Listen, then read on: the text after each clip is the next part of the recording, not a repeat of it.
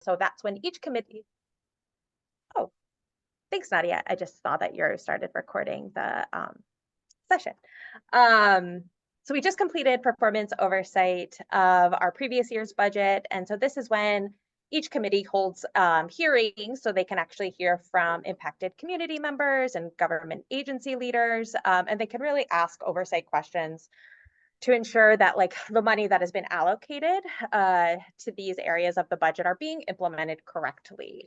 So, and then next week, the mayor is expected to release her budget proposal. So we're expecting that on March 20th. And there is like a lot of work that goes into getting to that point. So the mayor and her budget office have been working on this for months and months and meeting with agency leaders and like talking through their budget requests. But then also the advocacy community has also been putting forth their recommendations, which we're going to talk more about in a little bit.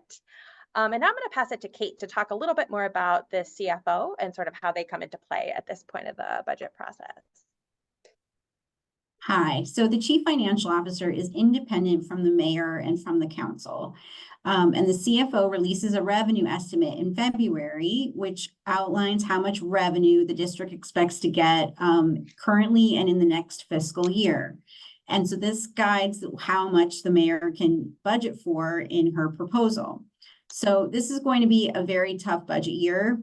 Revenue growth is projected to be less than the cost of inflation over the next few years. The latest revenue forecast was better than we thought. It did show revenue growing, but it's just not growing enough to keep up with the need. And we are hoping to see revenue raisers in the mayor's budget proposal so we can accomplish big goals like ending chronic homelessness.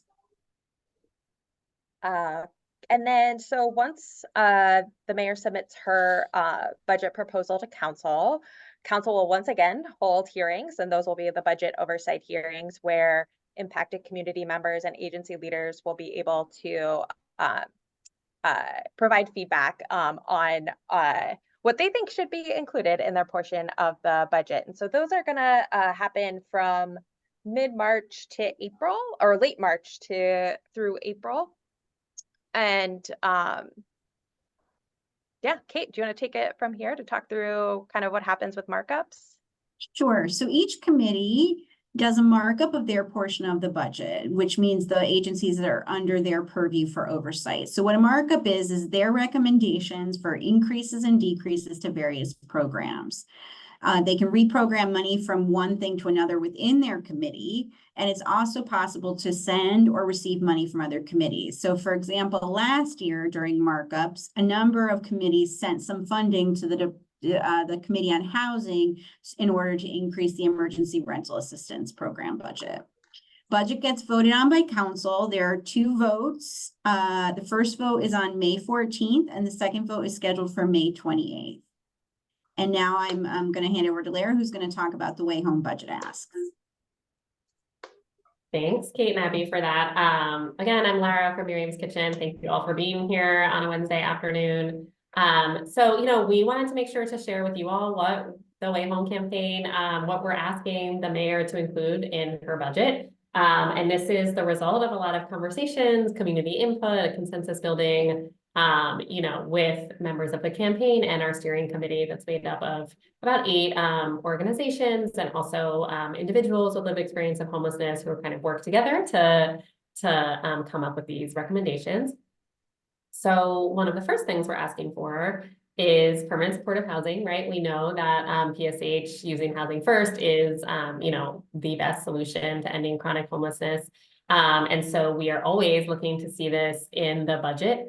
As folks might know, over the last few fiscal years, we did have like really historic investments in PSH, which was really important to really connect all of the people in need of that intervention right now to housing. There have been some delays in the implementation of those resources. And so, this group and many of us in our own, organizational capacities continue to work with DHS and the Housing Authority to speed those processes up, to improve them. But we do think that we'll be at a place where all of those vouchers are kind of matched by the end of the fiscal year. And that will be a very good thing, but it won't be the finish line, right? Because we know that people are entering homelessness and timing into chronic homelessness all the time. And so we are still have an ask for FY25, which is the fiscal year we're talking about.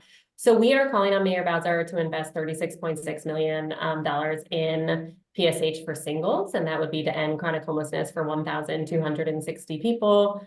And that number is based largely on the modeling that comes out of like an interagency and collaborative process about what our city needs and kind of who needs which housing intervention at this time. We're also asking the mayor to invest in permanent supportive housing for 580 families. And then in addition to that, we're looking for the mayor both to really look at the cost of PSH and what it costs to implement the program in a really high quality way and to make sure they're building in all the things that are needed, right? Because we're not going to be able to expand the program if we're, not getting the money to do it in the right way and with all the things that we know go into quality case management. And in addition, we're kind of calling for some funding to cover one-time fees just to make sure that there aren't little things that are getting in the way of people moving into housing quickly or preventing providers who want to be a part of this and want to grow their PSH program, but don't have the money kind of upfront to front all of these costs. So those are our asks around housing to end homelessness.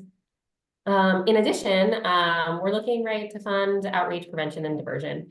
So starting with outreach, I think folks know that street outreach is a critical part of our homeless services system, right? This is where members of many of our organizations are working to connect with people wherever they are, maybe sleeping outside or in shelter, and to make sure that they have access to, services and ultimately can connect to housing.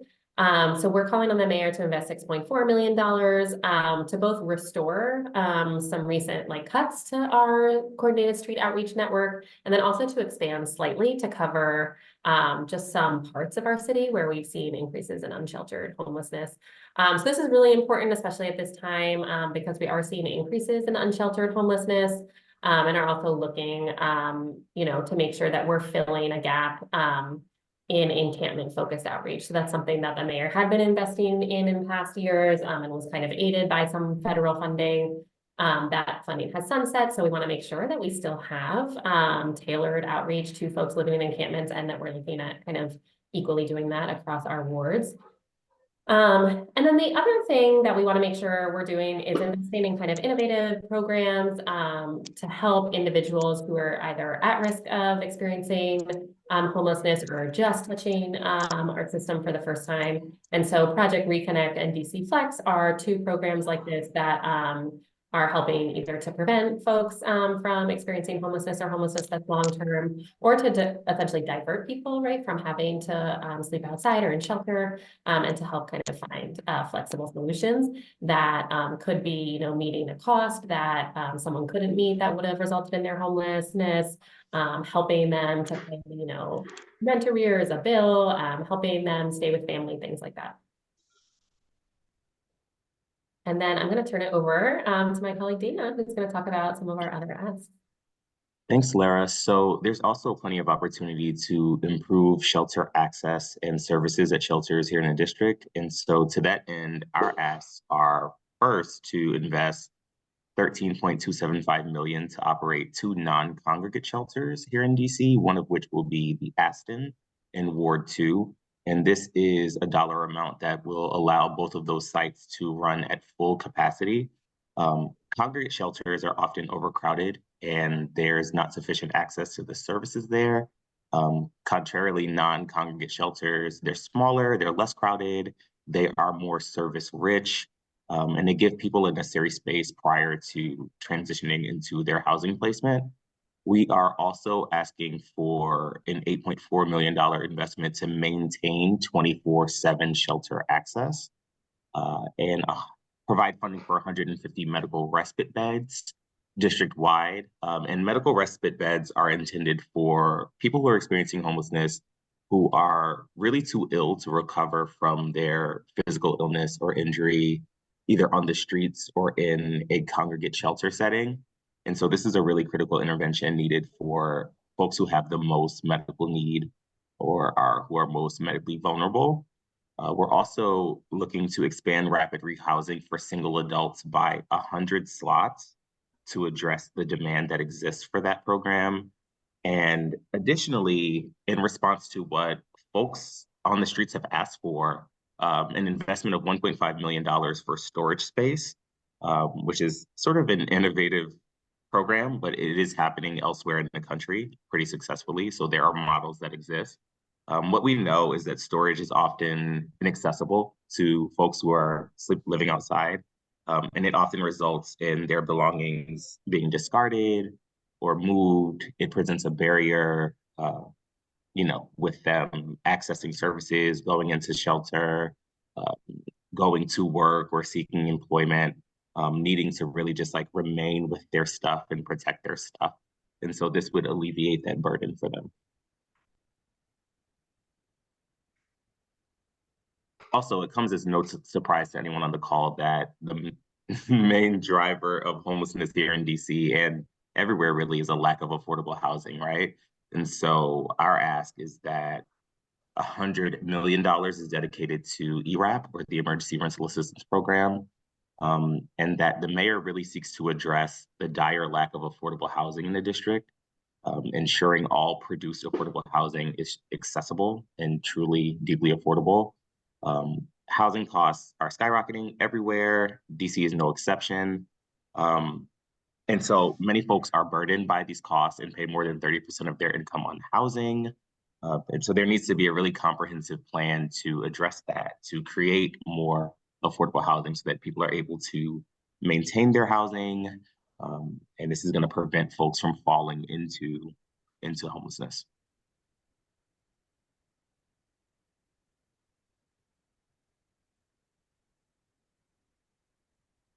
So real quick, I'm not going to spend a ton of time. Thank you, Dana, for that. A ton of time on this slide. But one of the most common questions we get is like, oh, like how does what you're asking for compare to previous years?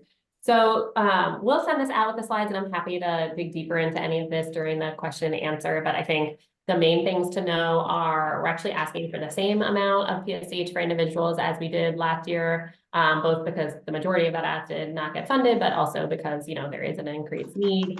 And then some of our asks last year we knew were needed in our system, but we didn't have great dollar amounts. We were having trouble hearing from the administration and others about what things cost.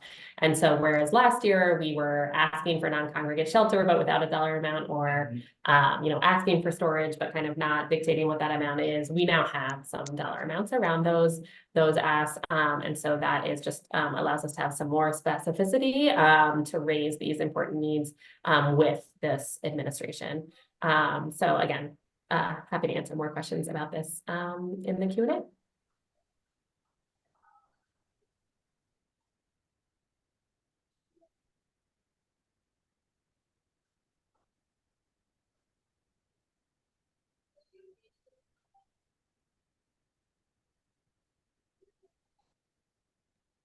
And then I think Dana was going to walk us through ways to get involved. Is that right? I can do that. So there are several ways to get involved with the campaign. The first of which is email action. Basically, you would be emailing Mayor Bowser's office to explain to her why ending chronic homelessness is important to you. Another way is to testify, particularly during budget oversight season, speaking to council members directly and committees directly about why their budgets should prioritize resources for folks who are unhoused in DC. Another access point to get involved is council walkarounds at the Wilson building. And we will have additional ways for folks to get involved as well. Do we have any further information about the next walkaround? We will definitely have information soon. Also, I'm seeing Chris with your hand raised. Do you have a question? Yeah, thank you. Chris Williams with Southwest Voice and Public Health Liberation. The Housing Authority has 1 out of 4 units vacant. And of course, under intense federal oversight. How has this coalition weighed in on what the city can do to shore up the housing authority's vacancy rate. Yeah, thank you, Chris, for this question and for joining us today. I can try to answer this question, and my colleagues are welcome to chime in. This year we don't have like an official statement or policy recommendation specifically on vacancy, but that doesn't mean it's not something that we are ever, thinking about or talking about with policymakers that we work with. I think largely speaking, we want the city to be using every resource and opportunity at its disposal to make sure people can connect to housing, that housing is accessible, and that process is happening as fast as possible. And so, we do have a severe lack of affordable housing, right, as Dana mentioned. And so I do think that some of the ways that we can address that are producing more housing and making sure more units are available to voucher holders. And so I imagine, addressing vacancies might be part of that, but I can't speak to it in more detail on that, just not having a ton of expertise on that specific point. But does anyone else have anything they want to add from the steering committee? Okay, great. But thank you for that question.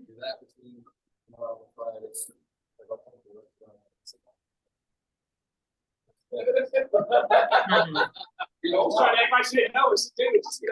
we can just ask you to mute your phones, that would be really helpful. Just we want to make sure we can hear folks.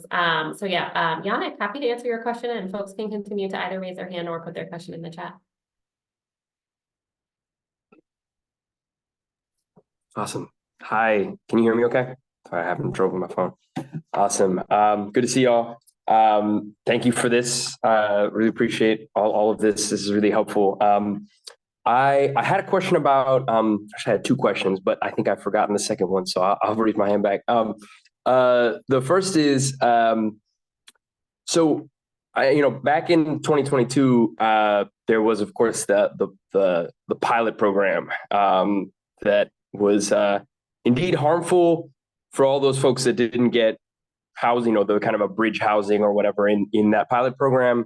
But in the encampment in my single member district, I'm an ANC commissioner in Foggy Bottom, the encampment down on East Street, we were able to stop the closure of the encampment at that time, but the housing component of the pilot program continued. So almost everyone in that encampment got housing through the pilot program. And I've been following up with people and trying to just like understand how that worked, because we knew it had like a year-long kind of thing. And folks were telling me that basically the lease was renewed. Like there wasn't anything. The case manager on their end told them that it was all good. They got to stay in their units. And my understanding was that I guess it just transitioned into permanent supportive housing voucher after a certain amount of time, right? Potentially that happened. I think that would be helpful to know exactly what happened. But my question is around that piece. Like, it's clear that DC can house people like very quickly if they really want to, right? We know that they've built a tool to do that, like that's outside of permanent supportive housing, like because they know that I don't know, this is just from what I understood from the pilot program, that like they knew that permanent supportive housing took a huge amount of time because they had XY like steps to take. And so they created that like this year-long lease thing that was like bridge housing, but in an actual unit. And once again, the encampment in my single member district is slated for closure. So now I'm thinking back again about the pilot program and thinking about like the rapid kind of housing. Do y'all see any mechanism like to bring back that housing piece of the pilot program, or like, I don't know, like force DC to move faster on permanent supportive housing implementation in cases where they're closing encampments? This is a perennial question, I don't know, but if there's any light, on this that can be shed, that would be really helpful. Yeah, I hope that made sense as a question. It was kind of rambling. Yeah, thanks, Yannick, for this question and for all the work that you do in the community. The short answer is yes. But just to back up, I think, Yannick was talking about, there was a care pilot that was tailored specific to encampment. So this is what I was alluding to earlier. And so at this time, there was kind of a program going on that was coupling both like encampment focused outreach right, with housing focused case management. And a lot of the steps of the housing process and some of the red tape was essentially like skipped or expedited, right, so that people could be moving into housing quickly. So at the time that that was happening, and that was the way that they were doing that was closing encampments and connecting folks to housing. So at that time, we as a campaign opposed the closure of encampments, the establishment of no-tent zones, and the displacement of people. But we thought that targeted outreach, right, to folks living in encampments was a good idea, and moving in people into housing quickly was also a good idea, right? So we had publicly said both of those things. And you're exactly right. Like that's exactly part of the conversations that we're having now, and really urging the administration to work on, to recognize exactly what you said, that when there have been different times that we have wanted to move quickly and with urgency and without red tape, we've been able to do that. And we should do that now. And that an encampment is one of the situations that you're mentioning, but it shouldn't be the only reason that we do that, right? That is an issue that is already urgent, right? That is already, sometimes even a matter of life and death, right? For folks who are looking for access to stable, affordable housing. So yeah, we are learning about national best practices of how folks are continuing to use those types of vouchers. We are, suggesting and kind of trying to work with the administration about how to just basically replicate that, even if the, exact mechanism has to look a little different or the funding stream is different. And then we're also talking about kind of different ways, like thinking critically about like where we need to bring in the housing authority and where we might be able to skip some of these really long eligibility processes, which is the vast majority of like where people are getting stuck. So all that is to say, really appreciate this question. Definitely something that we're thinking about. And I think in addition to, this work that we do that I think folks know what's best for around the budget, we also are working with the administration on like specific policy stuff. So we don't often like mobilize this group around them because they're really in the weeds, and we find that not only some folks are interested in kind of following along, but happy to share those with you to create opportunities also for you to join us to share what it is you're seeing in your community, and kind of that it's really helpful to also be able to share that you as a constituent like share this idea and this desire to kind of speed up the processes in that way. Thanks. Please speak. Hi, Go ahead, Greg. can I ask a question? Oh, sorry, I can't find my raise hand button, so I Go ahead, Greg. raised my physical hand. Yannick probably will be able to relate to this. Yesterday, I think it was yesterday, there was a gentleman arrested in front at 24th and Virginia Avenue here in Foggy Bottom, right by Miriam's Kitchen. I live across the street from that right now. But people were commenting on the post, and I said, homelessness is kind of like our world peace. We all aspire to it, but we never expect it to completely happen. Out of a lot of conversations with social justice committees, one is with a wider circle, I realized that the people that do have housing even have no support at all. They have no maintenance. They're living with roaches and mice and rats and broken fridges and leaky roofs and mold and all kinds of things. And on a podcast the other day, I saw that the social services people, or people that work in social services, like 50% understaffed in Washington, D.C. So, I say it's a pie in the sky kind of holistic question, which is Finland, I think, has zero homeless population. But to compare ourselves to a socialist country is very different, because all the politics are different. All the structure is different. The mentality of the citizens are different. They may be more supportive. So the question is, we're working on all the details, and I know your committee is really good at that, the scholarly, intellectual, what laws are we going to pass, how much budgeting, how much money are we going to put into the pot? But my overall question is there any way that we could, as a whole, aspire to this homeless mentality, and like all the vouchers that aren't being used and all the things that are not being accessed that have the opportunity, is possibly because there's not enough people,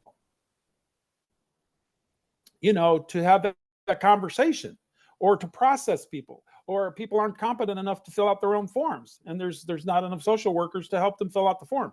So there's this whole cascade of things that are going on. Can you just sort of give any of us hope, or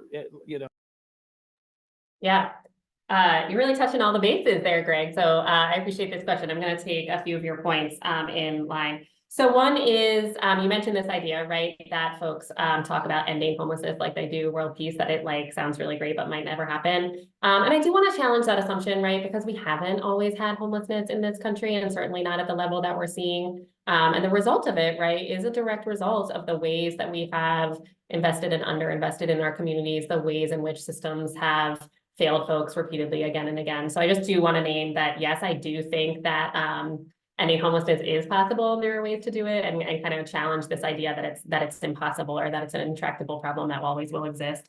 Second, to your point about people living with support, I hear you on this, and I think one clarification that's important to make, that often I hear getting conflated in the media, is people who are receiving some sort of housing assistance, who may not have good landlords and might not be getting a ton of support, which may very well be happening. And to clarify that that is also different than permanent supportive housing, where the very nature, the very structure of the program is that there's support, that there's a subsidy coupled with wraparound services. And so I want to make sure, I'm not saying that every single person in the city that's on a voucher is on that in that program, but it's a really important distinction to make, because often people, when they talk about homelessness, they're also often using the examples of people that are not in a homeless services program or housing program, but are maybe in public housing or in another way being assisted by the housing authority. And so that absolutely should be improved, right? Like, people should be living in healthy conditions, but I do want to make sure that we're clarifying that there are a lot of programs where the very nature of the program is providing people with support.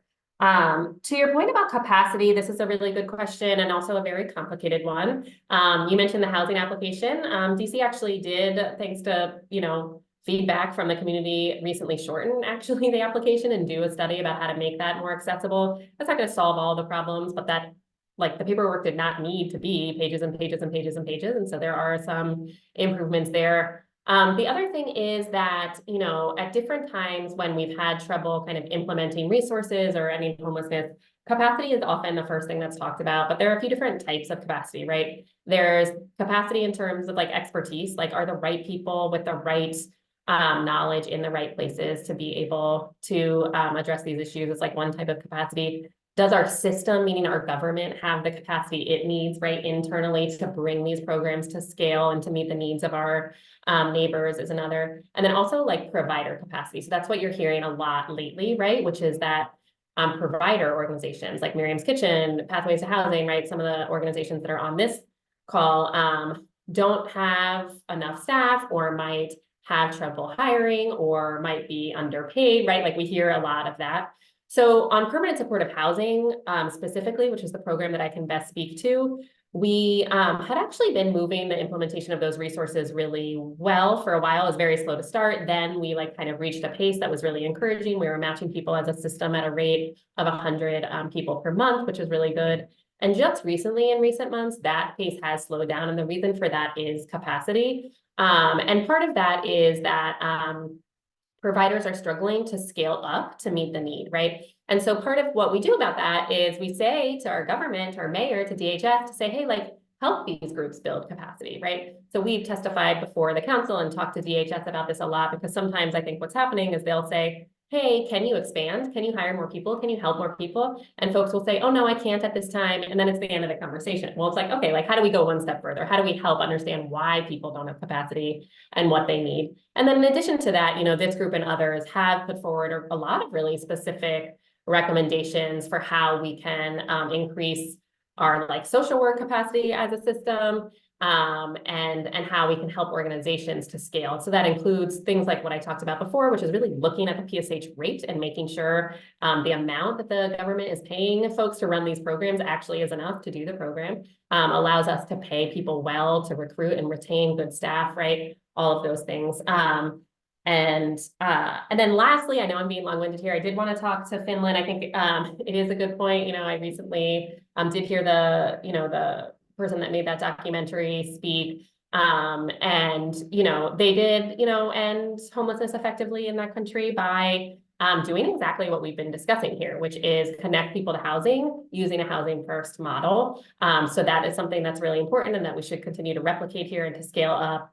At the same time, you hit the nail on the head, right? Finland does not have some of the systemic inequalities that are entrenched over centuries that we have here in this country that have been causing homelessness and lie at the root of homelessness. And so I do think that that's a distinct difference. And that's what we see in our work, right? To end homelessness, what we need to be able to do is to have the resources and the housing and the services for everyone that's experiencing chronic homelessness right now, and also be doing the work to make sure that people are in stable housing, that people are not falling into homelessness, and they're certainly not experiencing homelessness for a long time. But we're in a place right now where we have a lot of systems that are set up that are kind of predisposing people to homelessness or making them a little like more at risk than their peers, right? And this is, you know, our healthcare system, our criminal legal system, and you know, centuries of institutional racism are all built in there. So it's complicated, but I really appreciate this question. And I know it was a little bit in the weeds of capacity, but I think the short answer is that yes, there are things that we can do to address capacity,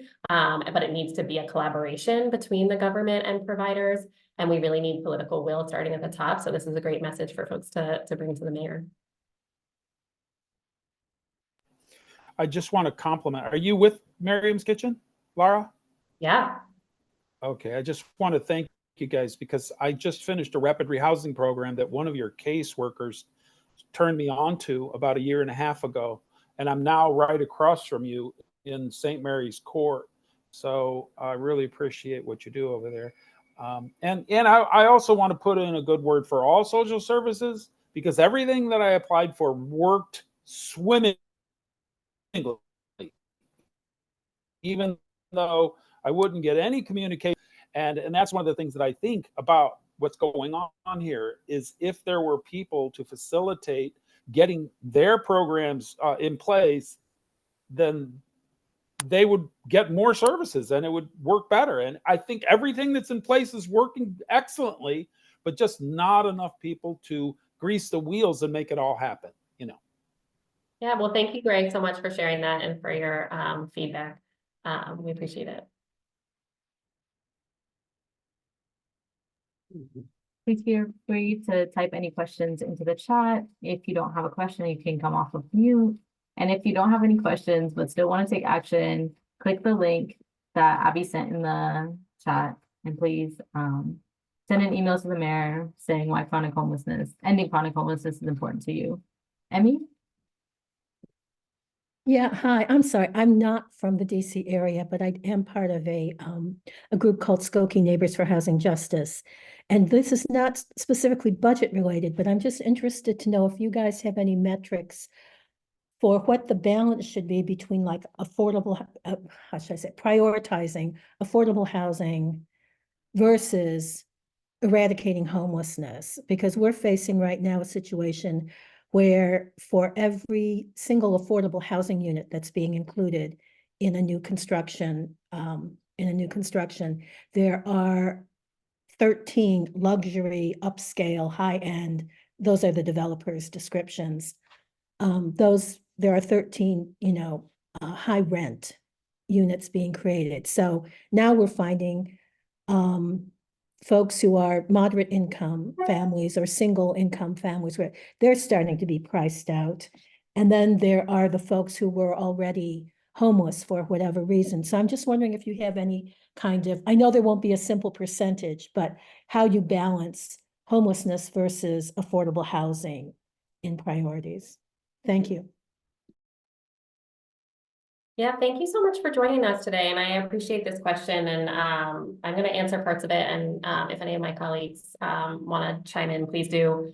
I mean, the one thing I'll say is you're right. Like right here in this campaign, there is a focus on, ending chronic homelessness. And the reason that we actually had done that is because we were hearing conversations about affordable housing and producing affordable housing, but we didn't have any local money for housing specifically for people that were experiencing homelessness. And so that was like behind our campaign and why we built it and kind of brought attention to this part of the population. But of course, right, like It's all related.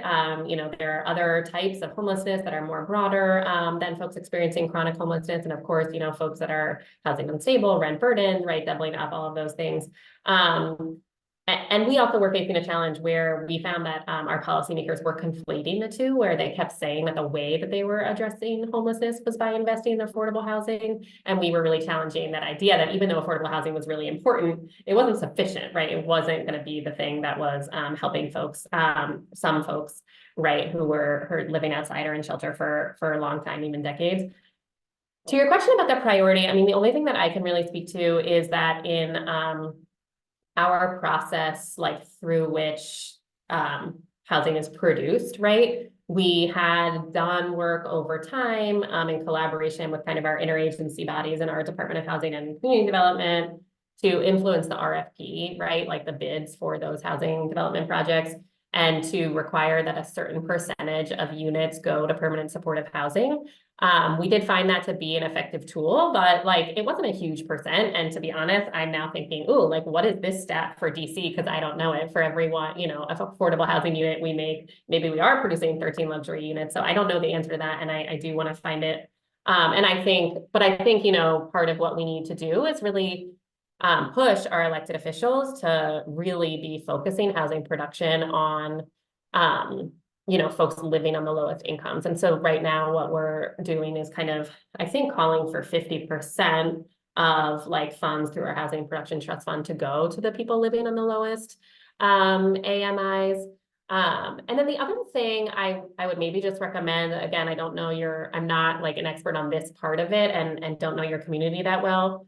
But one thing that we have sometimes done is tried to bring developers into the conversation. And I know that that's sometimes controversial, right? Because we're not trying to appease developers. We're trying to help folks who are being priced out of neighborhoods or are living outside. But I have also heard developers say, hey, like, we'll go where the money is. Like, right, like this is always a good financial investment, right? Like whatever the government says is like the criteria and the thing, like we'll bid on it. And so I think it's important to make your local government see the power that they have, right? Developers don't have all the power. The government can say, hey, these are the terms with which you can get these bids.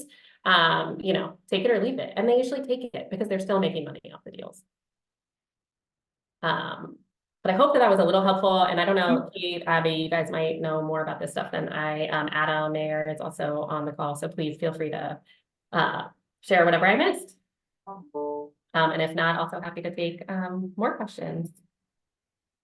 Well, just to comment a little quickly, I think Lara covered it pretty well, but you know, on the development side, one of the real issues is how do we assist the government to streamline the process that they have? And perfect example is, I know a landlord, and I've mentioned this story before, who a few months ago was taking me by one of his properties, and he had developed it using his own finances. And he showed me the building, and right next door there was another project that he worked on, and that one he used DC government financing, not his own, but it was an exact duplicate in the composition of the building, the size of the building, and the number of units. And he looked at me and he said, Adam, you know, when I did it on my own, I was able to renovate the building for $200,000 less than the building with the district government financing involved. And I said, why was that? And he said, it took an extra 2 years to get through the whole process and to get their funding. And I then said, what was your competition? How many other peoples were bidding on this property? And he said, no one responded except for me. And just imagine that. No competition, one person bidding on the property, and it ended up costing $200,000 more because of the city's process. And to me, that is inexcusable. And there's so many other examples where our agencies tend to run very inefficiently. And I think as advocates who know the difficulties that we face, one of our responsibilities is to share those with the government, you know, and try to get them to change their processes, because that's where you can also save money.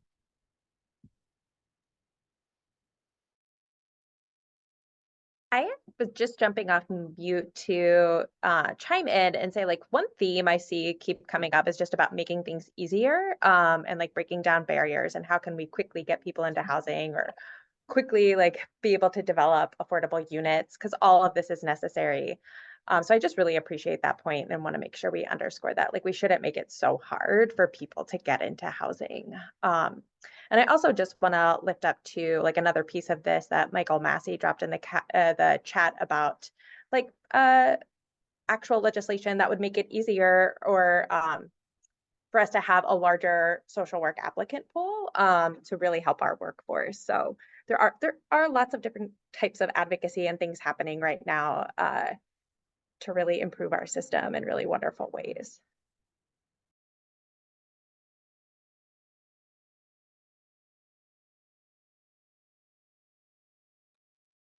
Does anyone else have any questions? It can be also a clarifying question. It doesn't have to be as in the weeds, because some of the questions have been. Feel free to come off of mute, put it in the chat.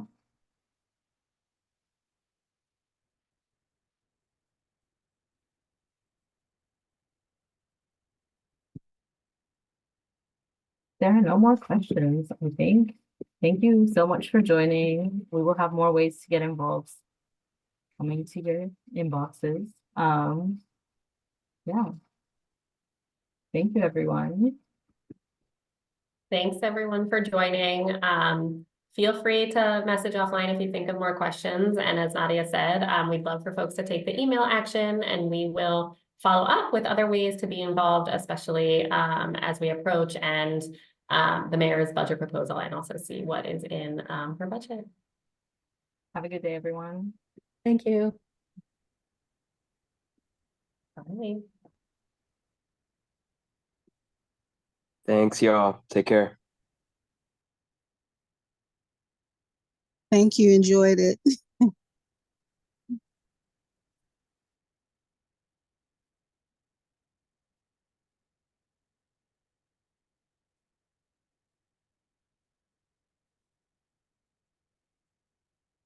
I'm gonna go ahead and end the meeting. Thank y'all. Appreciate it. Larry, you're on mute.